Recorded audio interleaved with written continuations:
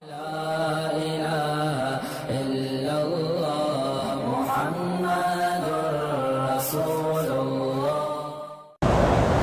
طرح اللہ تبارک و تعالیٰ نے اب دیکھیں رجب کا مہینہ گزرا، اب شعبان کا مہینہ رحمتوں کا مہینہ ہے۔ حضور سب سے زیادہ روزے رمضان شعبان میں رکھتے ہیں۔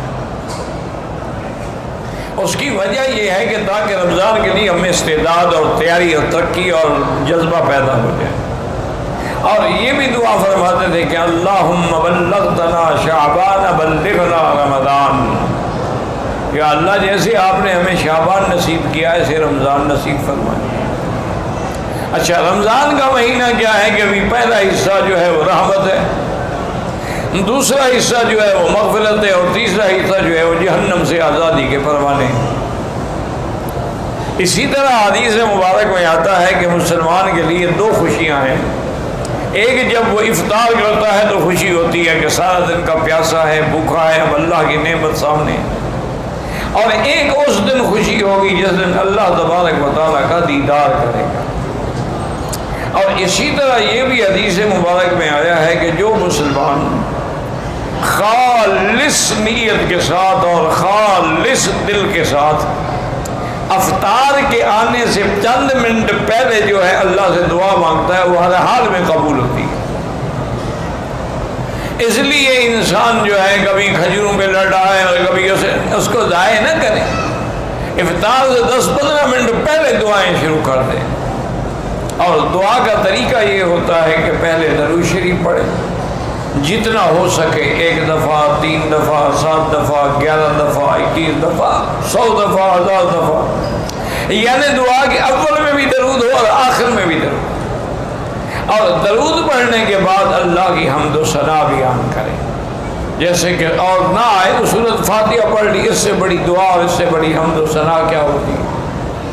اور پھر اللہ کو اللہ کے ناموں کے ساتھ پکاریں کہ یا اللہ یا اللہ یا اللہ یا رحمان یا رحیم یا حی یا قیوم یا ذی الجلال والاکرام، اللہ کے ناموں کے ساتھ پکاریں، اور اس کے بعد وہ دعائیں جو حضور نے بتائیں یا پھر اپنی زبان میں جو مرضی آئے اللہ سے مانگیں، لیکن کسی کی انسان کی بربادی اور ہلاکت کی دعا نہ مانگیں، اور کسی رشتہ داروں کو لڑانے کی اور قطع رحم کی دعا نہ مانگیں، اور کسی حرام کو ملنے کی دعا نہ مانگیں۔ اور تو وہ دعائیں جو ہے ہر حال میں اللہ تبارک و تعالیٰ قبول فرماتے ہیں۔ اس لیے حدیث مبارک میں آتا ہے میرے محبوب نے، محبوب دو عالم صلی اللہ علیہ وسلم نے فرمایا کہ دعا کبھی خالی نہیں جاتی۔ یا تو جو آدمی مانگ رہا ہے کہ یا اللہ مجھے حج نصیب فرما دے، حج نصیب ہو گیا، یا دعا مانگ رہا ہے لیکن وہ تو چیز نہیں ملی لیکن مصیبت آ رہی تھی، اللہ نے اس کو دفع کر دیا۔ اور تیسری صورت یہ ہوتی ہے کہ اس کی دعا کو قیامت کے لیے لکھ دیا جاتا ہے، ذخیرہ بنا دیا جاتا ہے، اس کا بدلہ اس کو قیامت میں ملے گا۔ تو جب قیامت میں دعاؤں کا بدلہ ملے گا وہ کہے گا یا اللہ کاش میری دنیا میں کوئی دعا بھی منظور نہ ہوتی، آج ہی سارے مجھے بدلے مل جاتے۔ تو یاد رکھیں کہ دعا جو ہے وہ کبھی خالی نہیں جاتی، صرف شرط یہ ہے کہ مانگنے والا ہو، شرط یہ ہے کہ اخلاص ہو، شرط یہ ہے کہ تڑپ ہو، شرط یہ ہے کہ درد دل سے دعا مانگے۔ جو دعا دل سے نکلتی ہے نا یاد رکھیں وہ اثر رکھتی ہے۔ اور اسی طرح حضور نے منع فرمایا ہے کہ ان قلب لاہن، کہ اگر زبان پر تو دعا مانگ رہے یا اللہ حج نصیب فرما، عمرہ نصیب فرما، رمضان نصیب فرما، مدینہ پاک، لیکن دل غافل ہے، دل کسی اور طرف لگا ہوا ہے۔ کیا معنی؟ بر زبان تسبیح و در دل گاہ و خر، یہ زبان پر تو تسبیح ہے لا الہ الا اللہ، اور خیال یہ ہے کہ پتہ نہیں میرا گدھا جو ہے اس کو کسی نے پانی پلایا ہے نہیں پلایا۔ تو اب زبان کے اندر تو تسبیح ہے اور دل کے اندر کھوتا اور گدھا کھڑا ہوا ہے، تو دعا کہاں منظور ہوگی؟ دعا یہاں مانگ رہا ہے اور خیال ہے یار پتہ نہیں میرے بیوی بچوں کا کیا بنا، وہاں ملک میں کیا حال ہوگا، گھر میں کیا حال ہوگا، پتہ نہیں راشن بھی ہے کہ نہیں ہے، تو پھر دعا مانگنے کی کیا ضرورت؟ اس لیے حضور پاک نے فرمایا کہ غافل دل سے کبھی دعا نہ کرو۔ اور علماء نے اور اولیاء اللہ نے لکھا ہے کہ جب دعا دعا مانگو اور دل لگتا جائے دعا میں کہ بالکل زبان پہ دعا ہے، آنکھوں میں آنسو ہیں، دل میں رکت ہے، بدن میں خوف ہے، بدن پہ لرزہ طاری ہو رہا ہے، سمجھو کہ رحمت کی گھڑی آ گئی ہے، اور مانگو اور مانگو اور مانگو، اور دعا مانگ رہے ہو دل نہیں لگ رہا، بس کر دو. ایسا نہ ہو کبھی نافرمانی کی وجہ سے کہ اچھا مانگتے مجھ سے اور دیکھتے ادھر ہو. اب دیکھیں نا مثال کے طور پر آپ کسی بادشاہ کے سامنے یا گورنر کے سامنے یا حاکم کے سامنے کھڑے ہو کے بات کریں، بات اس سے کریں اور دیکھیں اس طرف، تو وہ کہے گا یہ کون ہے بے وقوف، نکالو اس کو وجہ سے، بات مجھ سے کر رہا ہے اور دیکھ ادھر رہا ہے. تو آپ مانگیں تو اللہ سے اور نظر ادھر ہو اور دل ادھر ہو اور خیالات ادھر ہو، دعا کیسے منظور؟ وہ دعائیں اس لیے منظور نہیں ہوتی ہیں کہ ان کے اندر اخلاص نہیں ہوتا، ان کے اندر وہ اطمینان اور یقین نہیں ہوتا.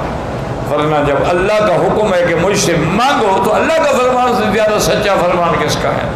اللہ نے فرمایا مجھ سے مانگو میں تمہیں دوں گا. تو اسی طرح میں نے عرض کیا نا کہ اللہ نے رحمت کا ایک دریا بہا دیا. اچھا آپ نے کسی کو افطار کے وقت پانی پلا دیا ہے، آپ کو بھی پورے روزے کا ثواب مل جائے گا.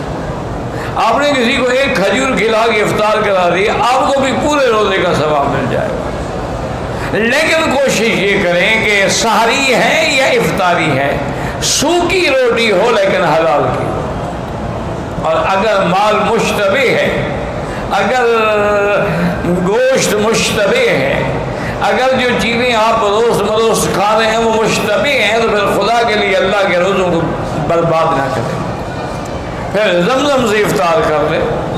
اچھا بعض جاہل لوگوں نے یہ بھی بنایا ہوا ہے کہ جی نمک سے افطار کرتے ہیں، یہ بالکل جاہلوں کی بات ہے، کسی پتہ نہیں ہندو نے گھڑی ہے یا مسلمان نے گھڑی ہے. اسی طرح سنت یہ ہے، یاد رکھو کہ افطار کے وقت تازہ کھجور ہو جو ابھی ابھی اتری ہے. اس لیے آپ دیکھیں نا یہ عرب لوگ جو ہیں ماشاءاللہ اللہ نے ان کو توفیق دی ہے، یہ سارا سال کھجوریں کولڈ سٹوریج میں تازہ رکھتے ہیں، رمضان آئے گا تو پھر نکالیں گے.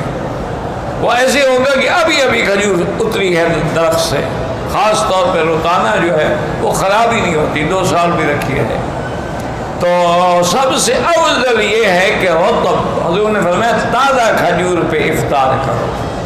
اور یہ بھی ہے کہ کھجور کھاؤ تو یا 1 دانہ کھاؤ یا 3 کھاؤ یا 7 کھاؤ، یعنی اس کا عدد جو ہے جتنا وطر ہوگا اتنا زیادہ وہ فائدہ ہوگا.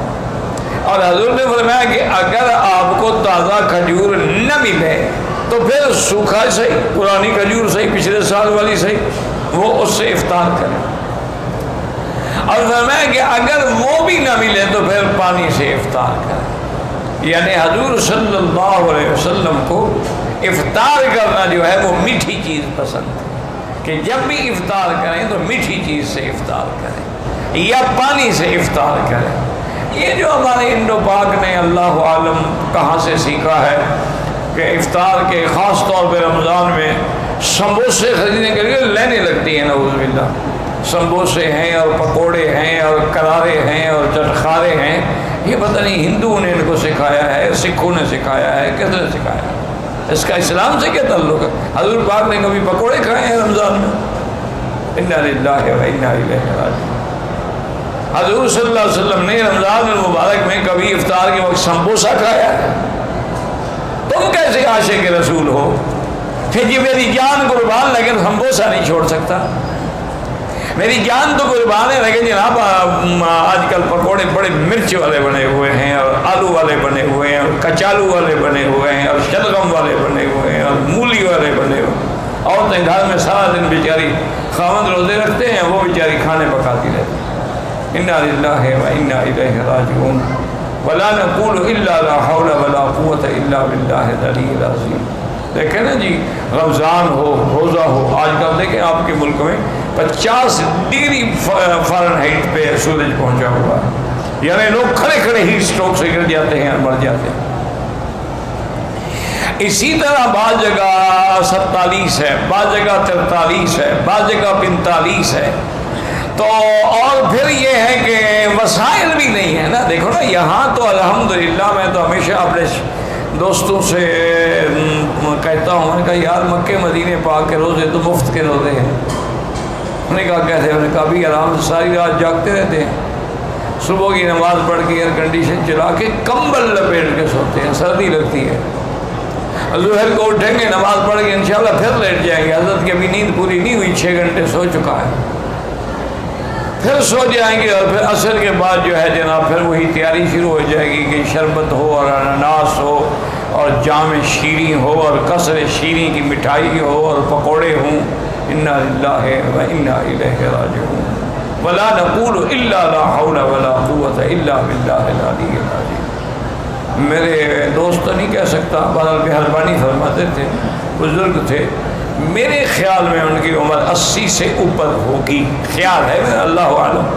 لیکن ماشاءاللہ اللہ نے ایسی صحت دی تھی، نہیں کہ ہم اب چل نہیں سکتے. گھٹنے بھی جواب دے گئے اور گردن کہیں یار میں نہ ادھر دیکھ سکتا ہوں نہ ادھر، کہ ابھی وہ محبت سے بیچارہ مل رہا تھا، تھوڑا سا اور جھٹکا دیتا تو کام ہو گیا تھا ماشاءاللہ. یہاں رواج ہے نا، ملیں گے پھر گردن میں بھی ہاتھ. گردن کیا کیا قصور ہے بیچاری کا یار، بوسہ بھی دینے سامنے کھڑے ہو کے دے دو. یہ کون سا بوسہ ایک بار اس کی گردن میں ہاتھ ڈال، میں بیوی ہوں تمہاری. عجیب سا رواج ہے جناب، گلے میں باہیں تو بیوی کے ڈالی جاتی ہے نا. استاد کو تو ماتھے پہ بوسہ دیا جاتا ہے، سر پہ بوسہ دیا جاتا ہے، اور وہ آرام سے بیٹھا کر اس کو تکلیف پہنچا کے بوسہ دینا ہے تو پھر کیا فائدہ ہوا. اس بیچارے کو تو خیر پتہ نہیں تھا، اس نے آمدن تو نہیں کیا، لیکن اس کو اتنا تو سننا چاہیے تھا کہ 18 دن ہو گئے استاد بیمار ہیں. کیا بیماری ہے؟ نماز کھڑے ہو کے بھی نہیں پڑھ سکتے، صرف میں فرض میں کھڑا ہوتا ہوں اور وہ بھی مشکل سے، کیونکہ حکم ہے کہ اگر قیام کر سکتے ہو اور نہیں کرتے نماز نہیں ہوتی. ہاں ایک آدمی قیام کر ہی نہیں سکتا، بیٹھ کے بھی جائز ہے، سو کے بھی جائز ہے، لیٹ کے بھی جائز ہے، اشارے سے بھی جائز ہے. لیکن اگر کھڑے ہونے کی طاقت ہے اور پھر کھڑا نہیں ہوا، نماز نہیں ہوتی. تو اب میں مجبور ہو کے فرضوں میں تو کھڑا رہتا ہوں کہ چلو اللہ کرے میرے فرض تو صحیح ہو جائے، اور باقی سنت نفل پھر کرسی پہ بیٹھ کے پڑھتا ہوں کہ مجبوری ہے. اس لیے ہمیشہ یاد رکھیں کہ رمضان المبارک کا مہینہ آ رہا ہے، ابھی سے تیاری کر لیں، ابھی سے توبہ کر لیں، ابھی سے گناہوں کی معافی. میں یہ نہیں کہتا آپ شربتیں نہ پئیں، اچھے کھانے نہ کھائیں، رات کو جا کے کھا لیا کریں نا گھر میں، لیکن افطار تو سنت کے مطابق کریں نا. اور آپ کو شاید احساس ہو نہ ہو، جہاں آپ پکوڑے کھاتے ہیں نا 2 صفوں تک اس کی ہوا ہوتی ہے، لوگوں کی نمازیں برباد ہو جاتی ہیں ماشاءاللہ. انا للہ و انا، کیونکہ پکوڑے کی ہوا آپ خود جانتے ہیں کیسے ہوتی ہے. تو لیکن کھجوریں 2 کلو کھا جائیں ہوا تو نہیں آئے گی. اللہ کے نبی کی حکمتیں ہیں کہ آپ وہ میرے دوست میں بتا رہا تھا کہ وہ ماشاءاللہ رمضان میں روزانہ عمرہ کرتا تھا، روزانہ. احرام رمضان میں اس نے کھولا ہی نہیں، سر پہ اس طرح پھروایا تو وہی چادر سر پہ ڈال دی اور نماز پڑھی آرام سے، اور پھر اس کے بعد پھر چل پڑے. کبھی وہ رات کو تراویح کے بعد چلے جاتے تھے اور فجر کی نماز تک وہ اپنا عمرہ مکمل کر لیں، آرام سے عمرہ بھی ہو جاتا، رش بھی نہیں ہوتا، اور جناب نماز پڑھ کے پھر آرام سے سو جاتے تھے. تو ایک دن انہوں نے کہا مجھے اشارے سے کہ یار بیٹھ جاؤ. میں بیٹھ گیا تو اس نے اجوا کھجوریں رکھی ہوئی تھی اور ایک جگ تھا چھوٹا سا، اس میں مشروب تھا. تو کہنے لگا اس میں دودھ بھی ہے، زمزم بھی ہے، شہد بھی ہے، چونکہ ان تینوں چیزوں کو اللہ کے شفا فرمایا. تو میں ان تینوں چیزوں کو جمع کر لیتا ہوں اور اسی سے افطار کرتا ہوں کہ کھجور کھا لی اور 2-3 گلاس یہ چڑھا لیے، سارا دن پتہ ہی نہیں لگتا عمرہ کرنے کا، بھاگنے کا، دوڑنے کا. اتنی اللہ انرجی دے دیتے ہیں، طاقت دے دیتے ہیں کہ پھر مجھے کسی چیز کی ضرورت نہیں رہتی. تو اس لیے ہمیشہ یاد رکھیں. اچھا کبھی کبھی زیتون بھی رکھا کریں، کیونکہ جن چیزوں کا قرآن میں ذکر ہے نا ان کا خیال کیا کرو. قرآن میں والتین والزیتون وطور سینین وہذا البلد الامین. تو طور تو خیر پہاڑ کا نام ہے، اور تین کہتے ہیں انجیر کو. زیتون مشہور ہے، تو اگر تازہ نہ ملے تو اس کا تھوڑا سا وہ دانے اچار والے رکھ لیے تاکہ سنت پوری ہو جائے. وہ بھی نہ ملے تو چلو تو زیتون کا تیل، حضور تو تیل میں روٹی ڈبو کے کھاتے تھے. آپ کے لیے سالن کیا تھا؟ زیتون کا تیل، اس میں روٹی ڈالی اور کھا لی. اور یا کبھی خل مانا سرکہ، حضور سرکے سے روٹی کھاتے. ہمیں بھی یاد ہے یار، آج کل تو سب بڑے آدمی بن گئے نا. جب مکے شریف آ گئے، مدینے آ گئے، ایئر کنڈیشن گاڑیاں مل گئیں، ایئر کنڈیشن گھر مل گیا. وہ بھی کہتے ہیں پدرم سلطان بود. میرا تو باپ جناب بادشاہ تھا، اور ہمارے شلغم کے باغ ہوا کرتے تھے جو ہمارے گھروں کی چھتوں پہ لگائے ہوئے تھے. انا للہ و انا الیہ راجعون. شلغم کا بھی باغ کا بھی دیکھا ہے. تو یہ تو قدرتی بات ہے. ورنہ ہم کیا لوگ، ہم گرمی کے روزوں میں مجھے یاد ہے کہ لسی کا اتنا بڑا دکھا ہوتا تھا، بس وہاں سے پانی ڈالتے جاتے پلاتے جاتے. میں نے کہا حضرت کتنا پانی ڈالیں گے؟ فرمایا بابا لڑائی اور لسی جتنا بڑا ہو بڑھ سکتی ہے. لسی میں بھی پانی ڈالتے جاؤ بڑھتی جائے گی، لڑائی بھی لڑتے جاؤ بڑھتی جائے گی. یہ دو چیزیں ہیں جتنا بڑھاؤ بڑھتی ہیں، گھٹتی نہیں ہیں. یہ افطار ہوتا تھا. اچھا، اور سردیوں میں گڑ کی چائے ہوتی تھی. جب ہم پڑھتے تھے نا، گڑ کی چائے بنی ہوتی تھی، اور بڑے شوق سے ہم وہ گڑ کی چائے پیتے تھے. اللہ اکبر اللہ اکبر. ہمارے شیخ تھے حضرت گمانوی رحمۃ اللہ علیہ. اللہ ان لوگوں کی، میرے تمام مشائخ کی، اساتذہ کی، محبین کی، مخلصین کی، معاونین کی جو فوت ہو گئے، اللہ ان کی قبروں کو باغ جنت بنائے. اللہ تمام مسلمانوں کے قبروں کو نور سے بھر دے، اور اللہ ہم سب کا خاتمہ ایمان پہ کر دے. تو یہ تو رحمت کے دریا ہیں. اب پھر بھی محروم رہ جاؤ تو اس کا کیا ہی